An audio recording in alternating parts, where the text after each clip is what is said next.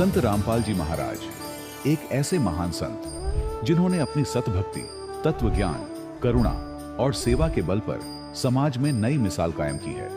संत रामपाल जी महाराज की अगुवाई में उनके सभी सतलोक आश्रमों से समाज कल्याण के अद्भुत कार्यों ने समाज को सुनहरे भविष्य की एक नई उम्मीद दिखाई है। संत रामपाल जी महाराज से नाम दीक्षा लेने के बाद लाखों लोगों की लाइलाज बीमारियां जैसे कैंसर, एड्स आदि ठीक हुई। संत जी के ज्ञान से प्रेरित होकर उनके अनुयायियों ने लाखों यूनिट रक्तदान किया। संत जी ने लाखों बहन बेटियों का दहेज मुक्त विवाह करवाया।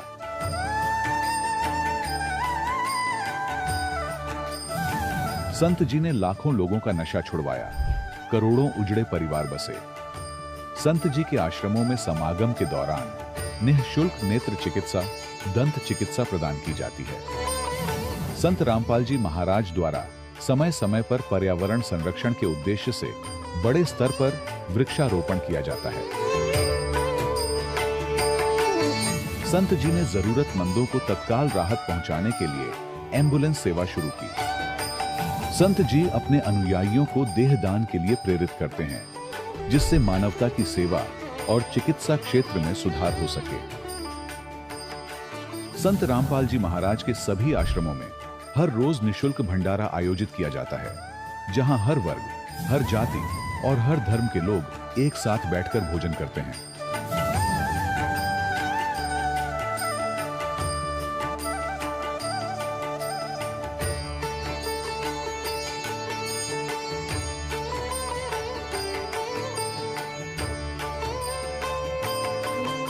संत रामपाल जी महाराज की अन्नपूर्णा मुहिम ने गरीब और बेसहारा लोगों के जीवन में एक नई ऊर्जा और उम्मीद को जन्म दिया है। घर घर खाद्य सामग्री और जरूरी मदद पहुंचाकर संत रामपाल जी महाराज ने लोगों को दुख और मजबूरी से लड़ने की ताकत प्रदान की है।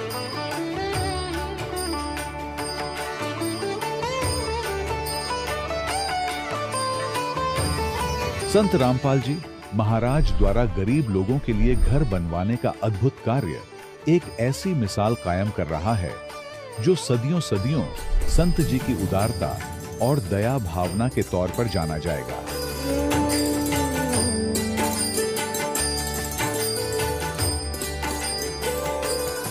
संत रामपाल जी महाराज के आश्रम में हजारों बुजुर्गों को सम्मान और प्यार के साथ जीवन जीने का अवसर मिलता है।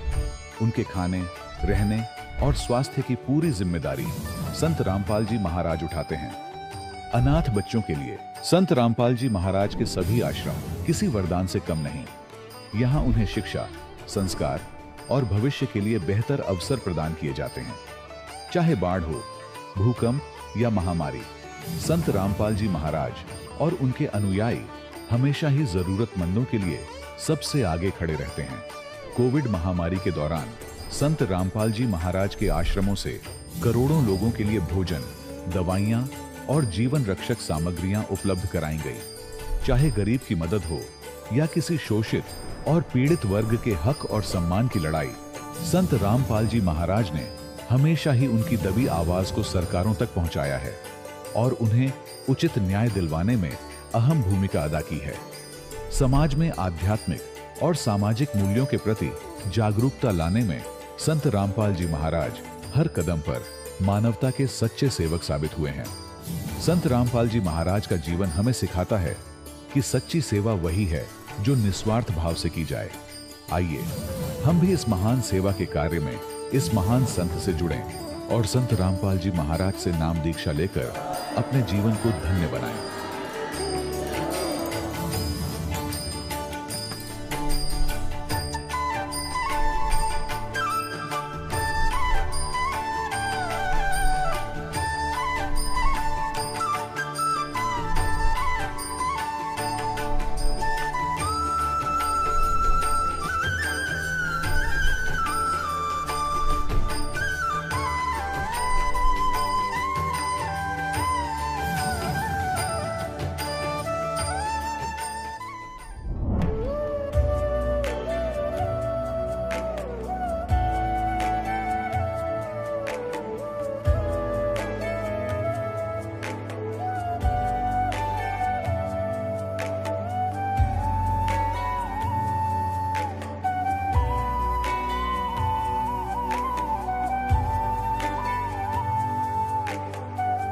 गीता में अर्जुन को स्वयं भगवान कह रहे हैं कि उस परमेश्वर की शरण में जा, उसके लिए उन संतों के पास जा जो तत्वदर्शी हो। इसी प्रकार हजरत मोहम्मद को उनका अल्लाह कह रहा है कि कोई और पूर्ण परमात्मा है, उसको पाने के लिए उन तत्वदर्शी संत की तलाश कर। वो प्रभु कौन है, ये जानने के लिए कृपया अवश्य सुनिए जगत गुरु तत्वदर्शी संत रामपाल जी महाराज के अमृत वचन। सत साहिब दर्शकों, कभी कभी मनुष्य अपने जीवन में हर संभव भक्ति साधना करता है, लेकिन फिर भी जब उसके परिवार पर लाइलाज बीमारियों का कहर टूट पड़ता है तो ऐसे में उसे आत्महत्या ही एकमात्र रास्ता नजर आने लगता है। दर्शकों, कुछ ऐसी ही कहानी थी ओडिशा के रहने वाले वृषकेतु जी की। वृषकेतु जी ने अपने जीवन में हर प्रकार की पारंपरिक भक्ति साधनाएं अपनाई, लेकिन इसके बावजूद भी उनका परिवार लाइलाज बीमारियों से घिरा रहा। हालात इतने बिगड़ चुके थे कि वृषकेतु जी जीवन से ही निराश हो चुके थे। लेकिन फिर उनके जीवन में एक ऐसा मोड़ आया जब उन्होंने संत रामपाल जी महाराज से नाम दीक्षा ली, और यही बना उनके जीवन का वह टर्निंग पॉइंट जिसने अंधकार में डूबे उनके जीवन को पूरी तरह उजाले से भर दिया।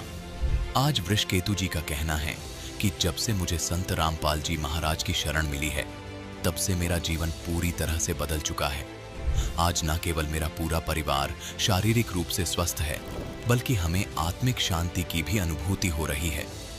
दर्शकों, आखिर वृषकेतु जी ऐसा क्यों कह रहे हैं? आखिर इसके पीछे की सच्चाई क्या है? आइए सुनते हैं वृषकेतु जी की कहानी, उन्हीं की जुबानी। नमस्कार सर। नमस्कार सर, क्या नाम है आपका? मेरा नाम वृषकेतु परिडा। सर, कहाँ से आए हैं आप? मैं उड़ीसा के रहने वाला हूँ। सर, संत रामपाल जी महाराज से नाम दीक्षा आपने कब ली? मैं 7 अप्रैल 2013 को नामदान लिया। सर, संत रामपाल जी महाराज से नाम दीक्षा लेने से पहले क्या आप कोई भक्ति साधना भी करते थे? हाँ, पहले मैं उड़ीसा में अलग धर्म में हमारा परिवार सब जुड़े थे। मैं भी ऐसे ही नामदान लेके मैंने जाया करता था।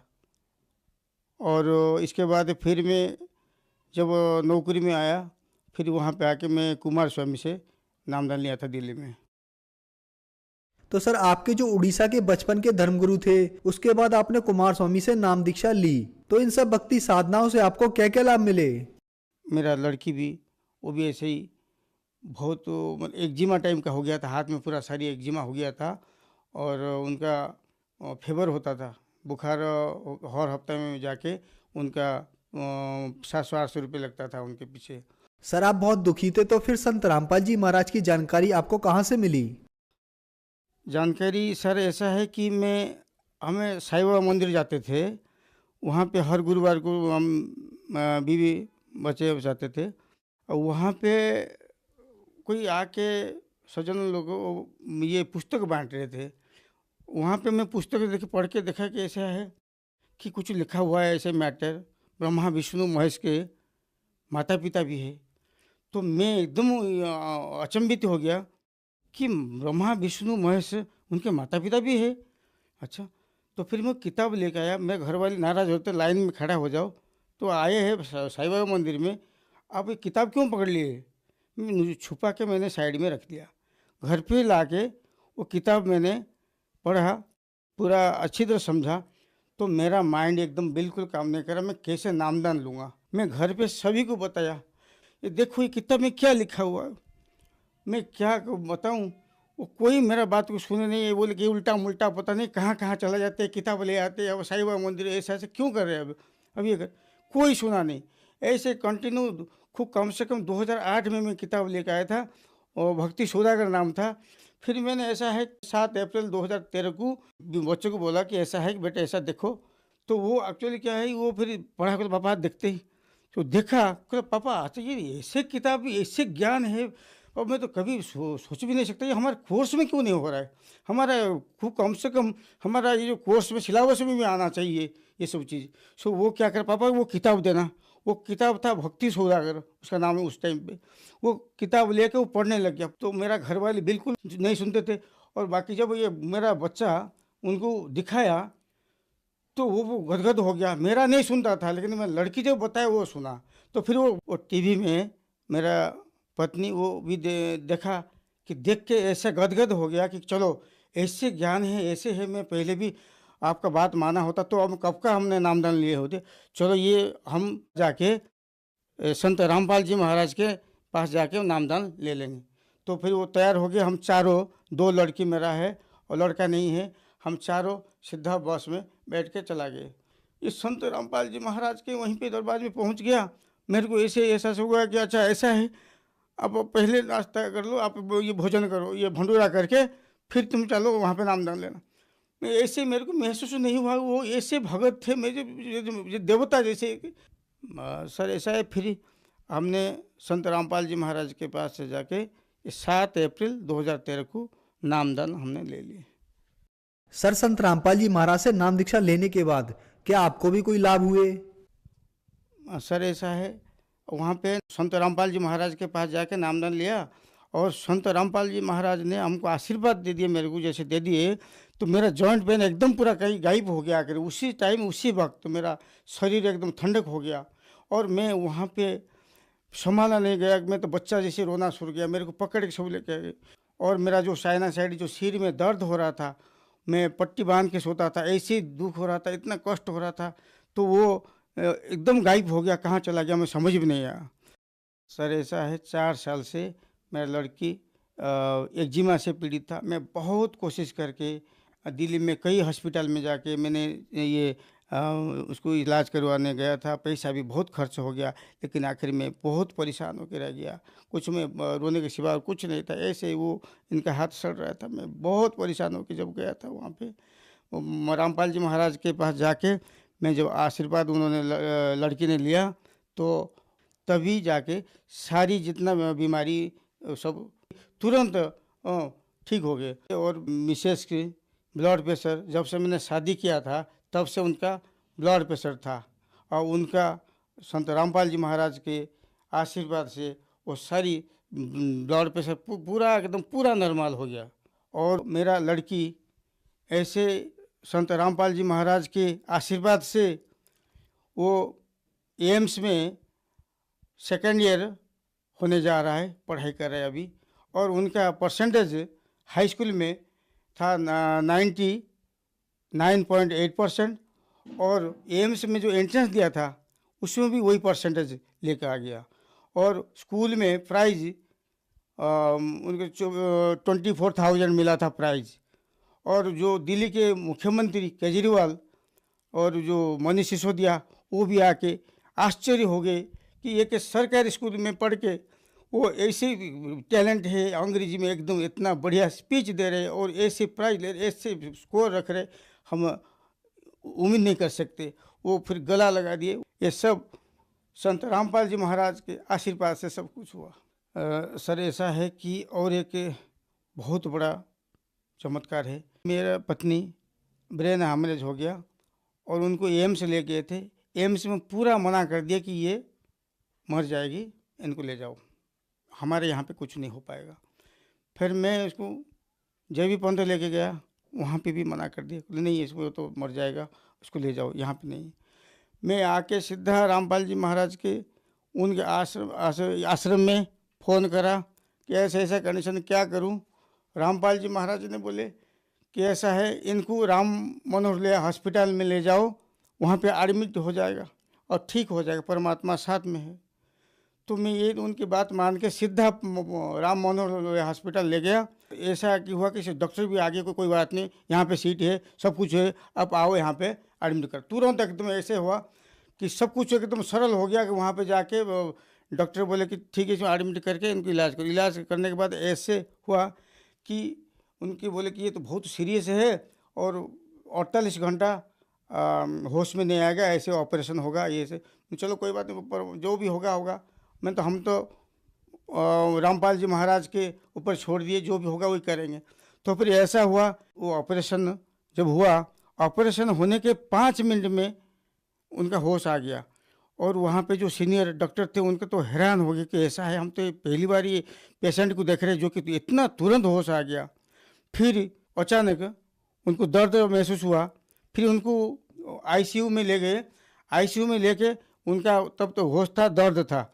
तो उसी टाइम में संत रामपाल जी महाराज उनको पूरा हॉस्पिटल में उनके आईसीयू में पूरा दिखाई दिए उनको। वो उनको कह रहे, संत रामपाल जी महाराज कह रहे कि बेटे तेरा उम्र यही इतना था, ये 42 साल तो उम्र था, और तो मैं आज एक्सटेंड करा दिया ये उम्र, कोई दिक्कत नहीं, तो कुछ भी है अब सही हो गया। अब इन डॉक्टर मानो जो परेशान हो रहे हैं उनको जवाब दे दे कि मैं ठीक हूँ। तब मेरी पत्नी ने वो बोला कि ऐसा है कि हाँ डॉक्टर साहब ऐसा है, मैं थोड़ा कुछ स्वप्नों सा देख रहा था, मेरा गुरुजी को मैंने देखा। वो पूछे कौन गुरुजी है? वो बोले गुरुजी संत रामपाल जी महाराज। वो मेरे से बात कर रहे थे कि तुम्हारा उम्र ख़त्म हो गया था बेटे, तुम्हारा उम्र परमात्मा का कोटे से वो उम्र बढ़ा दिए बेटे, कोई दिक्कत नहीं, उनको बता दो। वही मैं डिस्कशन कर रहा था, इसलिए आपका जो खुजली कर रहे थे मैं कुछ जवाब नहीं दे रहा था। ऐसे ही मेरा पत्नी का उम्र ख़त्म हो गया था, वो नया जिंदगी संत रामपाल जी महाराज ने दिए है। सर आपने बताया कि आपने संत रामपाल जी महाराज से नाम दीक्षा ली तो आपके घुटनों का दर्द एकदम संत रामपाल जी के आशीर्वाद से ठीक हो गया। आपकी बेटी की एक्जिमा की प्रॉब्लम एकदम से ठीक हो गई, जिसके कारण आप बहुत परेशान थे। उसके अलावा आपकी पत्नी को भी संत रामपाल जी ने एक नया जीवन दान दिया, ब्रेन हेमरेज की प्रॉब्लम से निजात दिलाई। आपकी बेटी आज एम्स में 2nd ईयर में डॉक्टरी कर रही है और 99.8% के साथ उन्होंने एडमिशन लिया, जो कि बहुत बड़ी बात है। तो संत रामपाल जी ने आपको एक बहुत ही सुखमय जीवन प्रदान किया है। तो जो श्रद्धालु आज आपको देख रहे हैं, आप उन्हें क्या संदेश देना चाहेंगे? मैं संदेश ये देना चाहता हूँ कि मेरा ये दास की जितना अटूट विश्वास है, अब समाज को मैं यही दे रहा हूँ संदेश कि सभी संत रामपाल जी महाराज के पास जाके नामदान लीजिए और आत्मकल्याण कराइए और सुख शांति भी लीजिए। सर संत रामपाल जी महाराज से नाम दीक्षा कैसे ले सकते हैं? सर ऐसा है, बहुत सारी टीवी में संत रामपाल जी महाराज के सत्संग चलता है, उसके नीचे पट्टी में एड्रेस और फ़ोन नंबर सब कुछ लिखा होता है, वहाँ देख के आप कांटेक्ट करके आप जाके नामदान ले सकते हैं। धन्यवाद सर। सर नमस्कार। दर्शकों, अभी आपने सुने संत रामपाल जी महाराज से दीक्षा प्राप्त करके सुखी हुए भक्त के अनुभव। अब देखिए जगत गुरु तत्वदर्शी संत रामपाल जी महाराज के मंगल प्रवचन। अब हम छठा पढ़ रहे, कुंती पुत्र। मनुष्य अंत काल में जिस भी भाव को समन करता हुआ शरीर का त्याग करता है, उसको ही प्राप्त होता है। सदा उसी भाव से भावित रहता, तद भाव भावती। ये क्या बताया है कि जो अंत में उसी जिसके आस्था रहेगी उसी को प्राप्त होगा, जहां साता वासा वही। और यह 7वें में कहा है कि इसलिए सब प्रकार से सब समय में मेरा स्मरण कर, अनुस्मर मेरा स्मरण कर और युद्ध भी कर, मुझ में अर्पण किए हुए मन बुद्धि युक्त होकर तो निसंदेह मुझे प्राप्त होगा। अब 8वें में फिर क्या कहा है कि यदि अब अभ्यास योग युक्तेन चेतसा, यहां देख रहे हैं कि अनुवाद दिनी का पढ़ते हैं। हे पार्थ, ये नियम तो पहले वाले में था। हे पार्थ, परमेश्वर के ध्यान के अभ्यास रूप योग से युक्त दूसरी ओर न जाने वाले चित्त से, यानी उस परम अक्षर ब्रह्म के। हे पार्थ, ये नियम है कि परमेश्वर के ध्यान के अभ्यास रूप योग से युक्त दूसरी ओर न जाने वाले चित्त से निरंतर चिंतन करता हुआ मनुष्य परम दिव्य पुरुष यानी परम अक्षर ब्रह्म को, उस परम प्रकाश रूप दिव्य पुरुष परमेश्वर को ही प्राप्त होता है ना। उससे दूसरा हो गया गीता ज्ञानदाता से। और 9वें में फिर कहा है, इसमें स्पष्ट भी किया है कवियम पुराणम, पर इसको अभी छेड़ेंगे नहीं, लंबा चैप्टर बन जाएगा। कवि का अर्थ बाद में देखेंगे। जो पुरुष सर्वज्ञ अनादि सबके नियंता, सूक्ष्म से अति सूक्ष्म यानी सबके नियंता, गीता से ज्ञानदाता से अन्य है, वो सबका मालिक और सबके धारण पोषण करने वाला, वो मूल जड़ रूपी परमात्मा अचिंत स्वरूप है। और आदित्य वर्णम, सूर्य के सदृश प्रकाश रूप नित्य चेतन। आदित्य वर्ण माने सूर्य की तरह तेजो में है, उसका प्रकाश में शरीर है भगवान का। अविद्या से अति परे, अविद्या से अति परे शुद्ध सच्चिदानंद घन ब्रह्म परमेश्वर का स्मरण करता है जो व्यक्ति। अब हम 8वें अध्याय का 10वां श्लोक पढ़ रहे हैं। 9, 8, 9 हमने पढ़ लिया, जिसमें गीता ज्ञानदाता किसी अन्य परम अक्षर ब्रह्म की महिमा बता रहा है। उसकी भक्ति करता हुआ वह भक्ति युक्त पुरुष अंत काल में योग बल से, योग बल माने भक्ति की शक्ति से, भ्रकुटी के मध्यम में प्राणों को अच्छी प्रकार स्थापित करके फिर निश्चल मन से स्मरण करता हुआ उस दिव्य परम पुरुष को, उस परम अक्षर ब्रह्म को ही प्राप्त होता है। श्रीमद् भगवत गीता अध्याय नंबर 17 के श्लोक नंबर 23 में गीता ज्ञानदाता कहता है उस परम अक्षर ब्रह्म के पाने का, सच्चिदानंद घन ब्रह्म के पाने का 3 मंत्र का जाप है।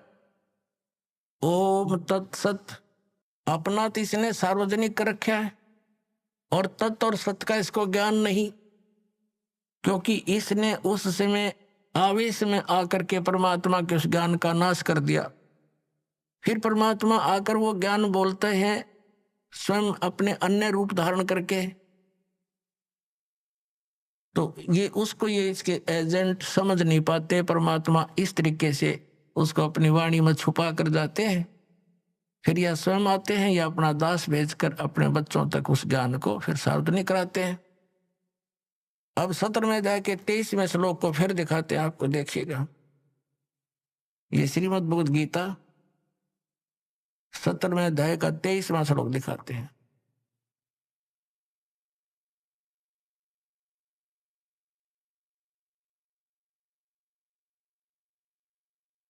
अध्याय नंबर 17 का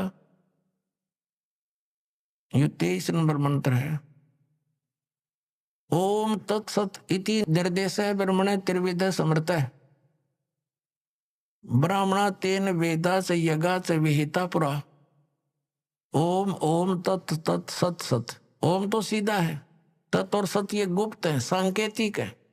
ऐसे यह 3 प्रकार का सच्चिदानंद घन ब्रह्म का नाम कहा है, वो परम अक्षर ब्रह्म का नाम कहा है। अब ये क्या स्पष्ट हुआ कि श्रीमद् भगवत गीता में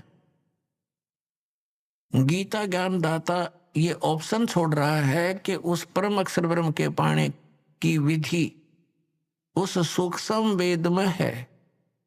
उस ज्ञान को तू तत्वदर्शी संतों के पास जाकर समझ, वो सच्चिदानंद घन ब्रह्म की वाणी में निहित है। अपनात्मा ये 3 अक्षर का मंत्र जो है ये साधना है।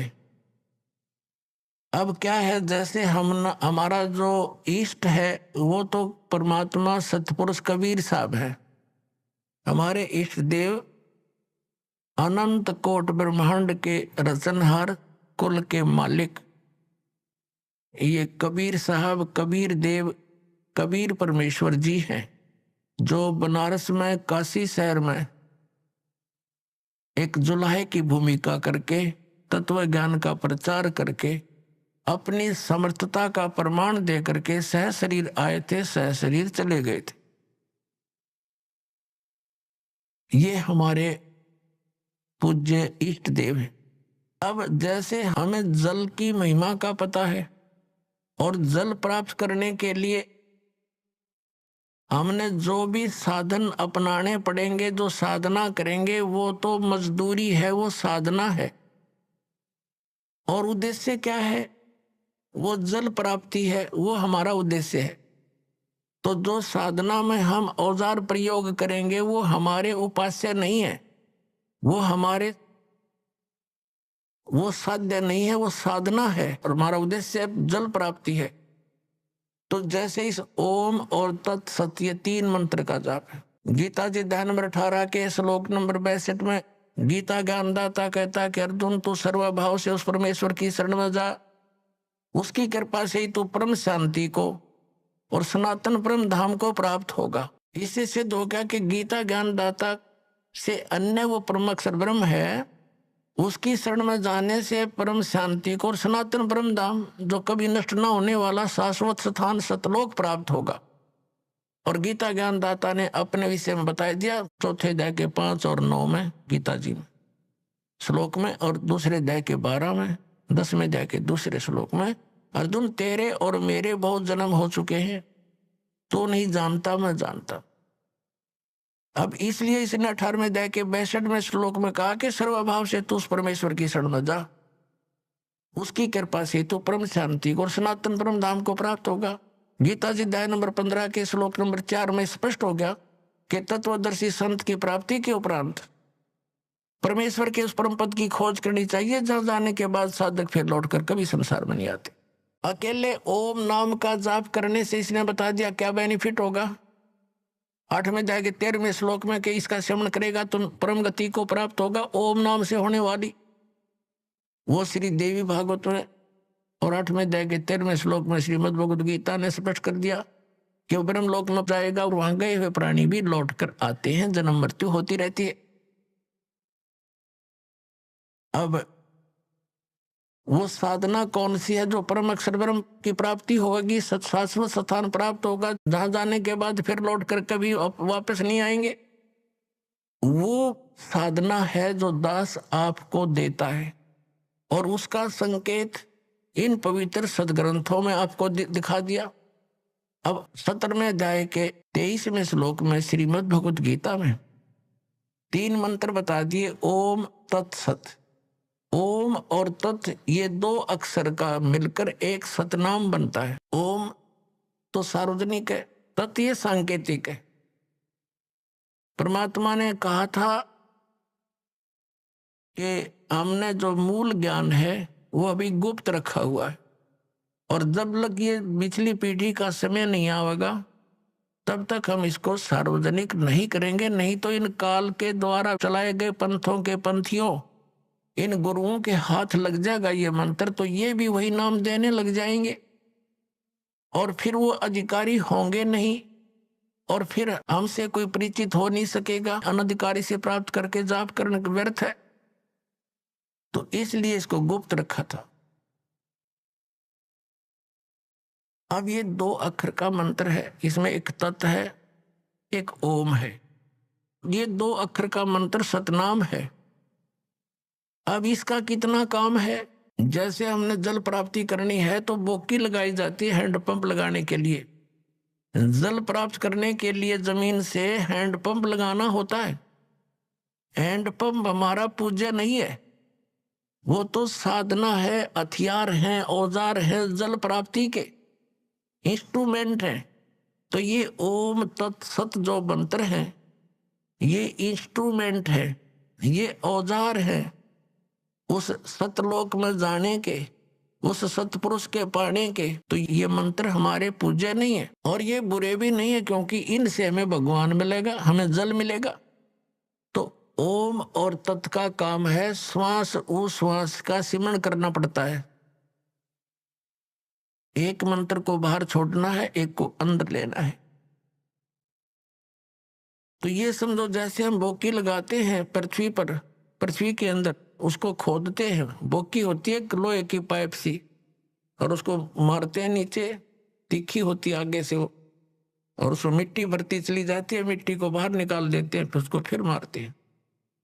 तो वो फिर साथ के साथ उसमें पाइप भी डाउन करते जाते हैं, लोअर करते रहते हैं। तो वो बोकी और पाइप का काम है वो जल तक पहुंच जाना। जल प्राप्ति नहीं करवा सकती बोकी और वो पाइप। जल प्राप्ति के लिए हैंडपंप लगाना पड़ेगा उसके ऊपर, फिर वो हैंडपंप हिलाना पड़ेगा, तब वो जल मिलता है। ऐसे ओम और तत् ये 2 अक्षर का मंत्र तो समझो बोकी मारनी है श्वास उश्वास से। और जब कारीगर यानी मैकेनिक, मिस्त्री, हैंडपंप लाने वाला ये देख लेगा कि अब हैंडपंप बांधने का, लगाने का समय आ गया है, जब जल मिलेगा, तो वो तभी उस पे हैंडपंप लगाता है, नहीं तो कहता रहता है वो की और मारो और लगाओ, लगे रहो।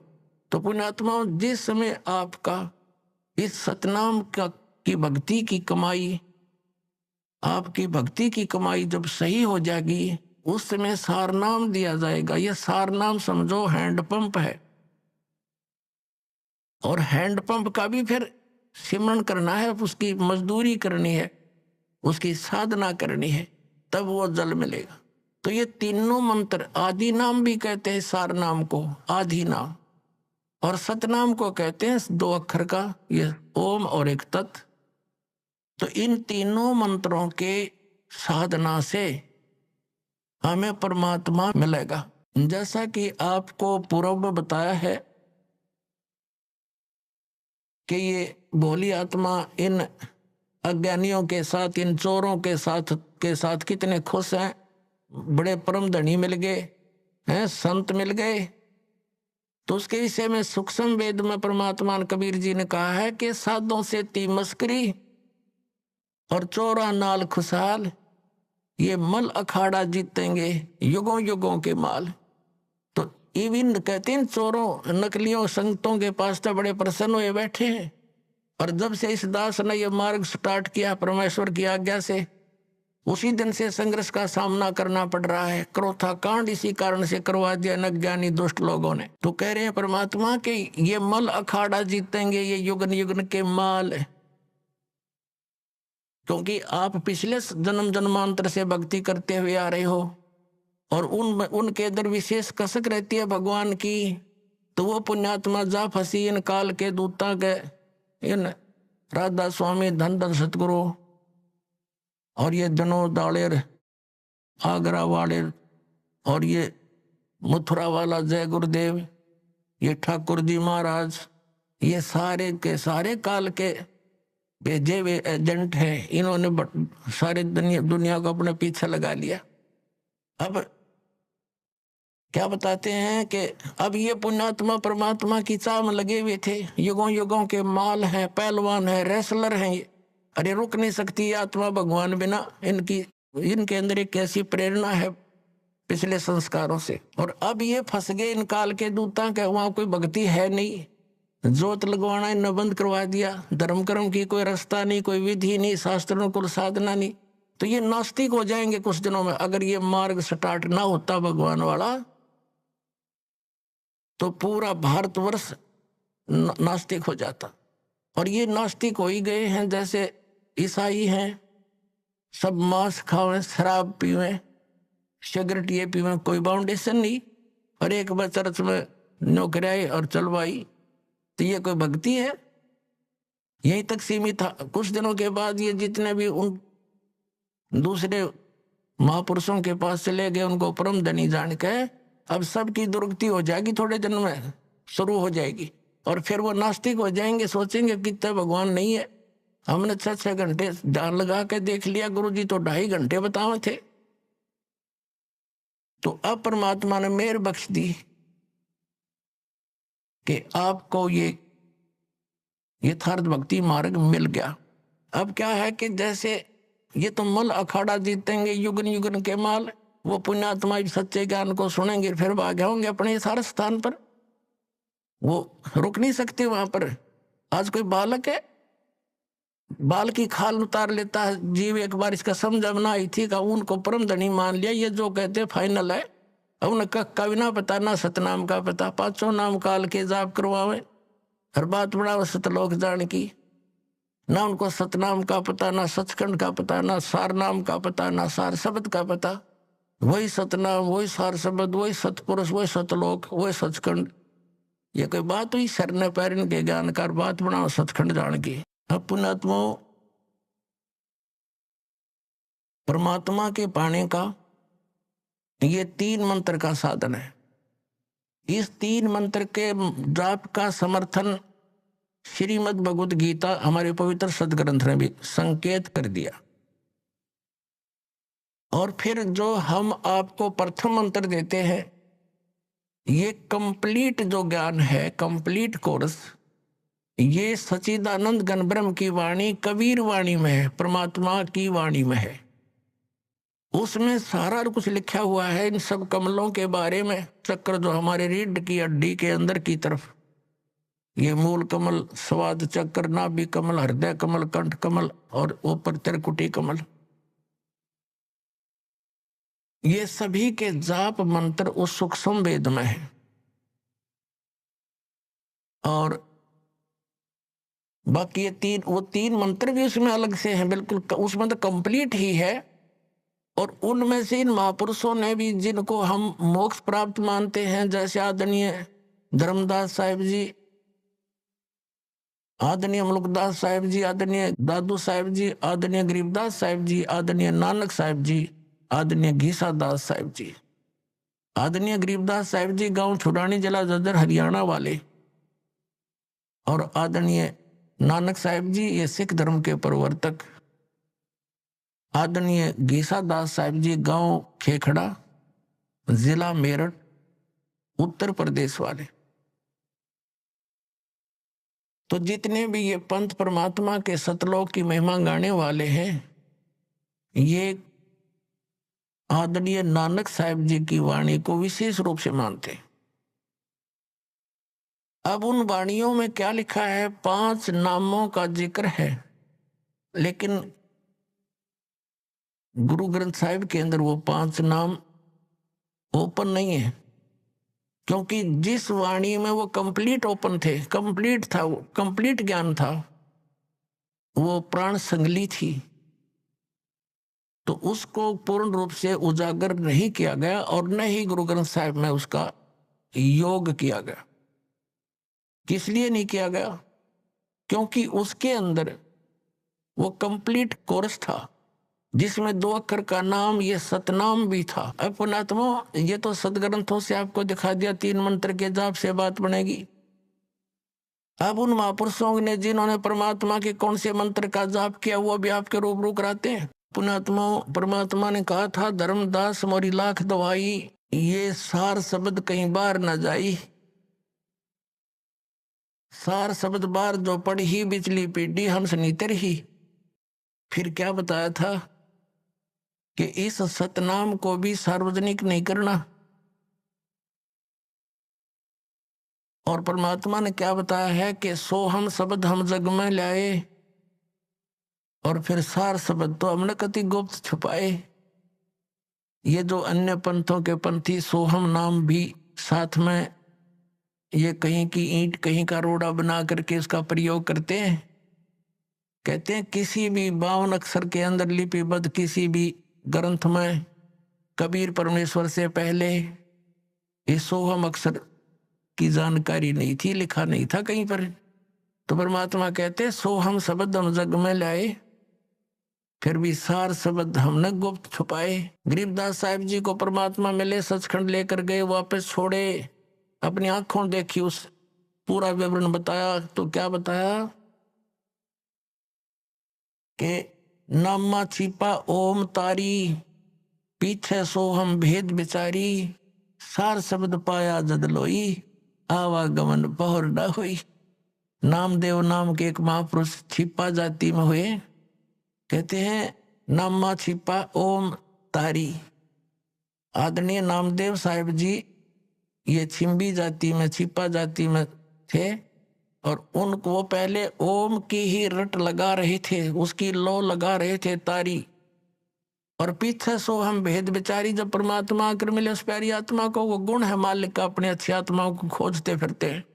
कबीर साहब कहते हैं गोता मारूं स्वर्ग में, अर्जा बैठूं पाताल, कह कबीर ढूंढता फिरूं अपने हीरे मोतीलाल। फिर नामदेव जी को जब समझाया और ये ज्ञान बताया, ये मंत्र दिया दूसरा, तो कहते हैं नामा छिपा ओम तारी, पीछे सो हम भेद बिचारी, और सार शब्द, फिर सार शब्द मिलेगा, सार शब्द पाया जद लोई, आवागमन बहुर ना हो।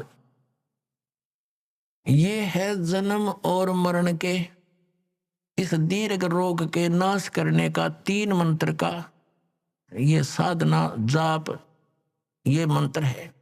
अब इसके लिए आदरणीय गरीबदास साहिब जी ने अपनी वाणी में लिखा है, राम नाम जप कर थर होई, ओम सोहम मंत्र दोई।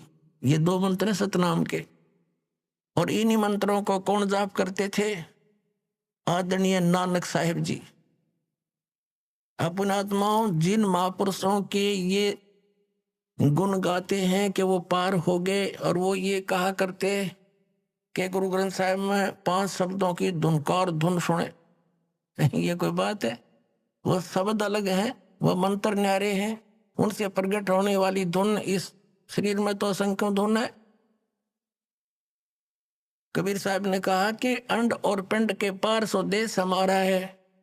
गरीबदास साहिब जी ने कहा कि वो शब्दों की जो वास्तविक धुन है, जो उस सतलोक में जो धुन हो रही है, वो इसके पार है। कोई हैरे परले पार का जो भेद कहे उस धुन, उस जनकार का, ये नकली है। इसके अंदर जो सुनता है सारा काल ने अपनी माया के द्वारा दुर्गा से ये नकली लोग, नकली धुन इस शरीर के अंदर प्रकट करवा रखी, उसकी नकल करके सतलोक की। इनको जो भी पिंड में सुनते हैं, अंड, ये पिंड और अंड एक ही है, ये तीन बनाए बैठे, अंड पिंड और ब्रह्मांड, ये तीन है। अरे तरह के जब भैया अज्ञानियों। अब आपको दिखाते हैं आदरणीय नानक साहब जी ने क्या जाप किया। एक समय मर्दाना और बाला दो सेवक से उनके साथ रहा करते थे। उन्होंने प्रार्थना की कि हे गुरुदेव, हमें एक बार श्रीलंका की सैर करा दो। नानक साहिब जी ने कहा कि आंखें बंद करो। आंखें बंद करके खोली तो समंदर के किनारे खड़े थे। नानक साहिब जी ने कहा कि मेरे पीछे पीछे आ जाओ, जल के ऊपर चलेंगे जैसे पृथ्वी पर चलते हैं, और तुम वाहेगुरु वाहेगुरु कहते रहना। अब वो दोनों वाहेगुरु वाहेगुरु करते हुए चल पड़े। नानक साहिब जी वो 2 अक्षर का मंत्र उच्चारण करके सुमन करते जा रहे थे। मर्दाना ने सोचा गुरुजी तो ये 2 अक्षर का मंत्र जाप कर रहे हैं, मैं भी क्यों ना यही मंत्र करूं। तो उसने 2 अक्षर का मंत्र जाप शुरू किया, वो लगा डूबने। तब नानक साहिब जी ने कहा कि मर्दाना, गुरु की आज्ञा की अवहेलना करने से ये दंड लगता है, तो वही मंत्र कर जो मैंने बोला है।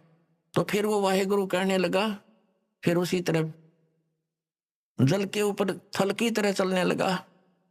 अब यहां झटका देना अनिवार्य था नानक साहिब जी के द्वारा, कि नहीं तो ये नाम सार्वजनिक हो जाता। ऐसा भय मान गया पूरा सिख समाज कि यदि इस नाम का जाप कर लिया तो मर्दाना की तरह दंडित हो जाएंगे और गुरुदेव की आज्ञा की अवहेलना होने से हानि हो जाएगी। इसी कारण से वो प्राण संगली के अंदर नानक साहिब जी ने सारा भी डिटेल लिखी थी।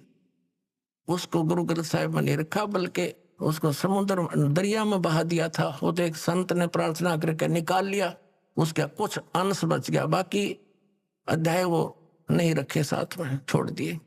तो अब दिखाते हैं आपको, ये है सब तो बड़ी भाई बाले वाली जन्म साखी। भाई जवाहर सिंह, कृपाल सिंह एंड कंपनी।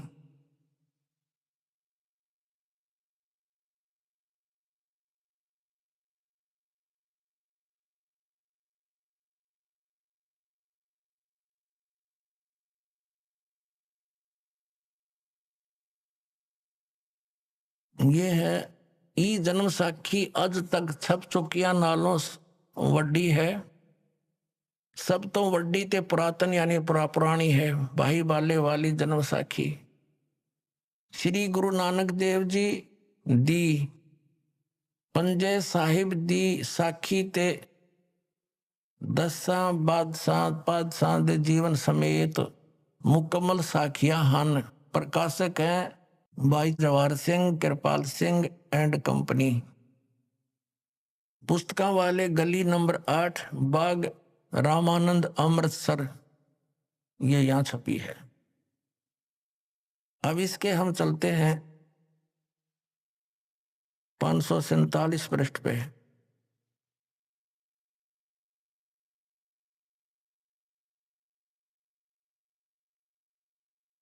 समुद्र दी साखी, ये है 547 पृष्ठ, समंदर दी सागर दी। बाला संधु उवाच, यानी बाला संधु ने उवाच माने उसका कथन। ताते है गुरु अंगद जी जद गुरु नानक जी अजीते पासों विद्या होए, ता मर्दाने किहा सच्चे पातशाह जी असा समंदर ता देखिया, पर लंका ना देखी जिथे रामचंद्र जी चढ़ाई कीती है। ता गुरु नानक जी किहा चलो भाई बाला ते मर्दाना तुहानू रंज नहीं करना, आँखी मीटो, आँखी बंद करो। जब आँखें मीट के खोलियां ता समंदर दे कंडे जाई खड़े हुए ते आखण लगे बाला ते मर्दाना मेरे पीछे पीछे चले आओ, मुखों वाहेगुरु वाहेगुरु कहंदे आओ। ते आगे आगे गुरुजी तुर पे, जैसे धरती ऊपर तुरदे सन उसे तना समुद्र ऊपर तुर पे। ता चले जान जावण ते पीछे पीछे बाला ते मर्दाना जावण। ता मर्दाना विचार कीती कि गुरु जी गुरु नानक देव जी ओम सोहम जपदे जांदे हन। ता मर्दाना भी ओम सोहम लगा जपण ते लगा गोते खावण। ता गुरु नानक जी देखण ता मर्दाना गोते खांदा है। ता गुरु जी किया मर्दाना गुरु दी करने वल नहीं देखना, गुरु दे वचना पर चलना चाहिए। तू मर्दाना ओही आख जो असा आखिया है। ता मर्दाना फिर लगा वाहेगुरु वाहेगुरु कहन। ता फिर जल ऊपर उसी तरह तुरन लगा। अब आप जी ने ये तो पंजाबी वाली पढ़ी, क्योंकि अब पंजाबी के जानने वाले पंजाब स्टेट को छोड़कर पूरे भारत में बहुत कम ही है। अब हिंदी इन्हीं के द्वारा अनुवादित है। थोड़ी सी ये भी झलक दिखाएंगे, देखिएगा। भाई बाले वाले श्री गुरु नानक देव जी की जन्म साखी। भाई चतर सिंह जीवन सिंह अमृतसर से छपी है। अभी आपने सुने संत रामपाल जी महाराज के मंगल प्रवचन। आइए अब सुनते हैं संत रामपाल जी महाराज से नाम दीक्षा लेकर सतभक्ति करके अद्भुत लाभ प्राप्त करने वाले अनुयायी के विचार।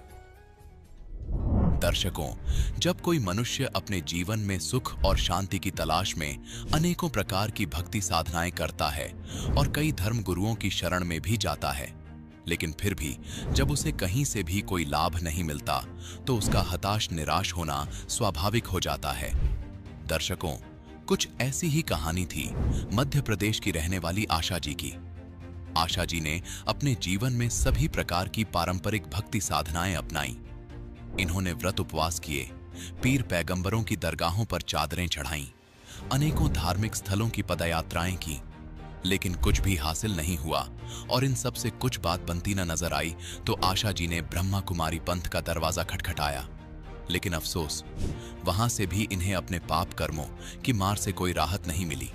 लेकिन दर्शकों, आज आशा जी का कहना है कि जब से मैंने संत रामपाल जी महाराज की शरण ग्रहण की है और उनके द्वारा बताई गई शास्त्रानुकूल भक्ति को अपनाया है, तब से मेरा और मेरे परिवार का जीवन पूरी तरह से बदल गया है। दर्शकों, आखिर संत रामपाल जी महाराज की भक्ति में ऐसा क्या जादू है जो आज आशा जी जैसे लाखों श्रद्धालु अन्य धर्म गुरुओं को छोड़कर संत रामपाल जी महाराज से नाम दीक्षा ले रहे हैं? आखिर इसके पीछे की सच्चाई क्या है? आइए सुनते हैं आशा जी की कहानी, उन्हीं की जुबानी। नमस्कार बहन जी। सत साहेब। क्या शुभ नाम है आपका? मेरा नाम आशा है। कहाँ से हैं आप? मैं सिगरौली ज़िले से आई हूँ। संत रामपाल जी महाराज की शरण में आने से पहले आप क्या भक्ति साधनाएं करते थे? मैं संत रामपाल जी महाराज जी की शरण में आने से पहले मैंने हर देवी देवता की भक्ति करी है। बचपन से ही मुझे लगाव था।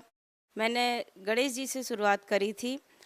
गणेश जी से शुरुआत करने से फिर मुझे लगा कि नहीं, कुछ मुझे लाभ नहीं मिल रहा है, तो मैंने शिव भगवान की करी, वहाँ भी लाभ नहीं मिला। मैंने देवी की करी, देवी की करने से ऐसा लगा कि नहीं कुछ मिल रहा है।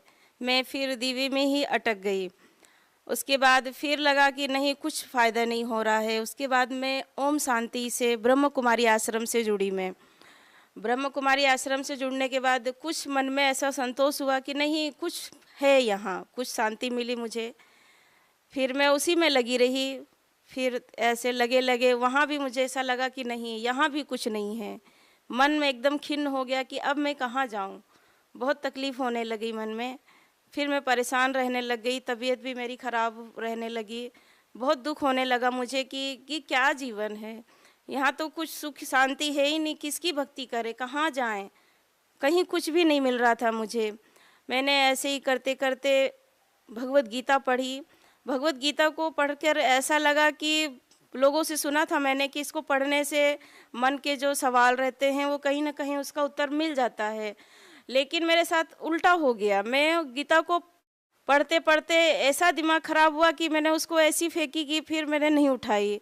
उसमें ऐसे शब्द थे कि आप तत्वदर्शी संत की खोज करिए। उसका सार यही निकला, मैंने उसको जितना भी पढ़ा समझा तो उसका सार यही निकला कि आप तत्वदर्शी संत की खोज करिए और उनसे नाम लीजिए। मैं बोली अब मैं कहाँ जाऊँ, किसको मैं तत्वदर्शी संत मानूँ, कौन है, मुझे कौन मिलेगा। फिर मेरी खोज ये समझ ली कि समाप्त ही हो गई। फिर मैंने इस पर ध्यान नहीं दिया, परेशान रहने लग गई। पर मन में ये इच्छा थी कि मुझे कोई तो मिले, कहीं से तो सुख मिले, ऐसे ही सब पे परेशान ही रह गई।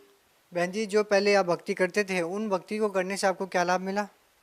सर मुझे कुछ भी लाभ नहीं हुआ, मैं बस परेशान ही रही। कुछ होते थे जैसे ताकि भगवान से श्रद्धा ना हटे, थोड़े थोड़े होते रहे, लेकिन मन को शांति नहीं मिली, परेशान ही रही मैं। आप संत रामपाल जी महाराज की शरण में कैसे आए? सर मैं संत रामपाल जी महाराज जी की शरण में ऐसे आई कि संत रामपाल जी महाराज जी ने हर जगह प्रचार करवाया है और गुरु जी ने हमारे यहाँ सिगरौली में भी गुरु जी की गाड़ी गई, वहाँ प्रचार हुआ। संयोग ही था कि मैं उस दिन मार्केट आई थी और गाड़ी में पेट्रोल ख़त्म हो गया था। ये सब एक संयोग ही था, गाड़ी में पेट्रोल ख़त्म हो गया। मैं वहीं चौराहे पर खड़ी हो गई और चौराहे पर ही गाड़ी खड़ी हुई थी। उसमें से एक भगत जी आए और उन्होंने मुझे एक पुस्तक दी, बोले दीदी ये पुस्तक ले लीजिए। उस गाड़ी भी वहीं खड़ी थी और मैं पुस्तक को भी उलट पलट के देख रही थी। मुझे ऐसा लग रहा था जैसे इसमें ब्रह्मा कुमारी वाला ही ज्ञान है। उस पुस्तक को लेने का मेरा कोई भी विचार नहीं था। मैं वापस करने लग गई तो भगत जी ने बोला दीदी ले लीजिए, अच्छी पुस्तक है। मैंने कहा कि कितनी कीमत है? उन्होंने कहा 10 रुपया। मुझे बहुत अच्छा लगा कि इतनी मोटी पुस्तक 10 रुपये। फिर भी मैं सोची, लेकिन गुरु मालिक की इच्छा हुई, मन में ऐसी इच्छा हुई कि चलो हम तो ऐसे ही पैसे फेंक देते हैं। मैंने वो 10 रुपये की पुस्तक फिर मैंने ले ली और फिर मैंने उस पुस्तक को पढ़ी। मैं उस पुस्तक को पढ़ के 2-3 पेज ही मैंने पढ़े थे। उसमें एक वर्ड आया कि भगवान कोई गाय ढोर नहीं है जिनको कैद करके रखा जाए। ये शब्द मेरे मन को इतना लगा कि वाकई इस पुस्तक में मेरे मन की बातें हैं। मुझे वो पुस्तक बहुत अच्छी लगी और उस पुस्तक को पढ़ के मेरे मन में उमंग आया कि नहीं, मेरे मन में जो सवाल बचपन से उठ रहे हैं, जिसका जवाब मुझे कहीं नहीं मिला, कोई नहीं दे पाया, शायद इस पुस्तक में वो जवाब मुझे मिले। और मैंने अपनी खुशी मेरे आसपास जो भी थे मैंने सबसे जाहिर करी और उस पुस्तक को फिर मैं आगे पढ़ी। आगे पढ़ते पढ़ते मुझे बहुत अच्छा लगा, बहुत ही अच्छा लगा। और मैंने अपने भगत जी से भी कहा कि मुझे ये जो पुस्तक मुझे मिली है ये संत रामपाल जी महाराज हैं और मुझे इनके यहाँ जाना है। आपने मेरे पीछे बहुत पैसा खर्च किया, मेरी बीमारी में बहुत पैसा लगाया, कहीं कोई लाभ नहीं हुआ, लेकिन आप एक उपकार मेरे ऊपर और कर दो और मुझे ये संत रामपाल जी महाराज जी के पास मुझे ले चलो, हो सकता है कि मुझे यहाँ से कुछ लाभ हो। बस इसी तरह मैं संत रामपाल जी महाराज जी के पास आई। जो भक्ति संत रामपाल जी महाराज ने आपको दी है उससे करने से आपको क्या लाभ मिला? जो संत रामपाल जी महाराज जी ने जो भक्ति दी है उसको करने से मुझे बहुत लाभ हुआ। पहले तो मुझे शुरू में ऐसा लगा कि सर ये संत रामपाल जी जो हैं वो टीवी से नाम देते हैं, क्या लाभ होगा। मन में बड़ा अजीब सा लगा कि ये टीवी से दे रहे हैं, लाभ होगा कि नहीं होगा। फिर दर्शन के लिए गुरुजी के पास गई मैं, गुरुजी ने सिर में हाथ रखा। मैं बोली गुरुजी मुझे कष्ट है। गुरुजी ने कहा कि आपका कष्ट ठीक हो जाएगा, भक्ति करो। फिर भी मन में ऐसा लगा कि क्या पता ठीक होगा कि नहीं होगा। चूँकि मैं ब्रह्मा कुमारी आश्रम से जुड़ी थी तो मुझे ऐसा लगा कि ब्रह्मा कुमारी आश्रम वाला ही ठीक था, कम से कम यहाँ जाप नहीं करना पड़ता था। फिर मैं बोली कि चलो देखते हैं, गुरुजी की भक्ति करके देखते हैं, संत रामपाल जी महाराज जी की भी भक्ति करके देखते हैं क्या होता है आगे। ऐसे ही नाम लेके, और हम लोग घर जा रहे थे अपने सिगरौली में, तो रास्ते से ही लाभ होना चालू हो गया। सिर में दर्द हो रहा था और मैं जाप कर रही थी फर्स्ट मंत्र, और जाप करते करते ही ऐसा हो गया कि फर्स्ट मंत्र पूरा भी हो गया और सिर का दर्द ऐसे गायब हो गया कि मुझे पता ही नहीं चला कि मेरे सिर में दर्द था। फिर मुझे थोड़ी देर बाद ख्याल आया कि अरे मेरे सिर में तो दर्द था, कैसे ठीक हो गया।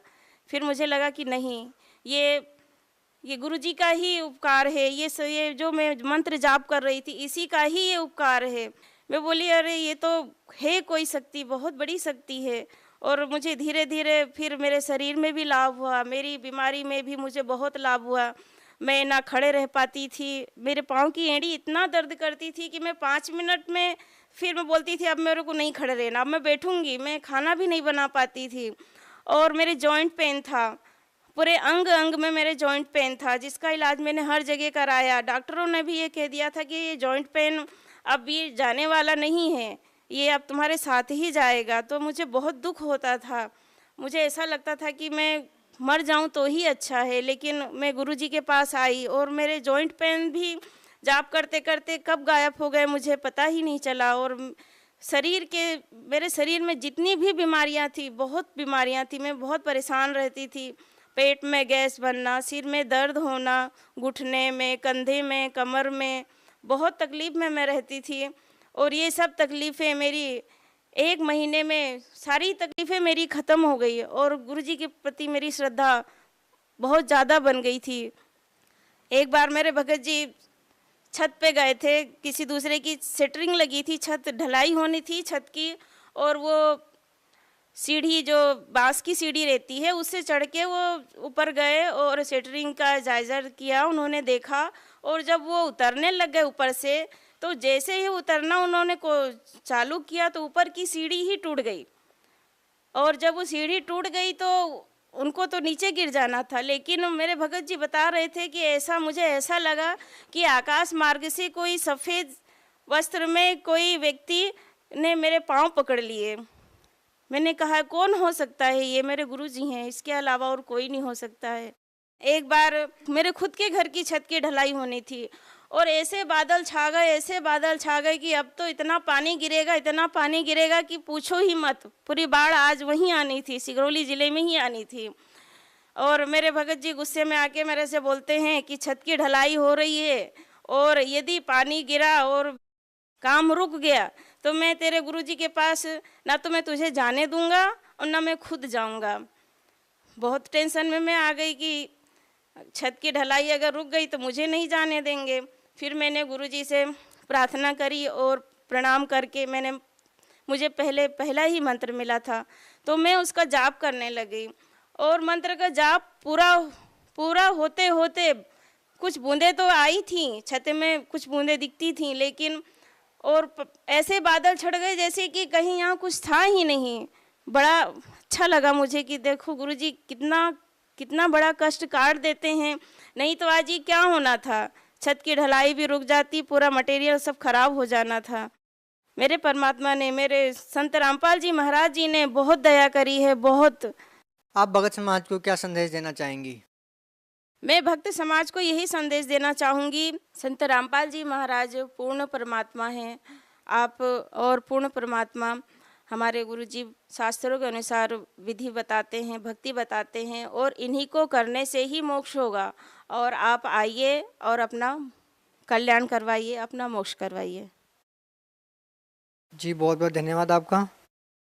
सत साहेब।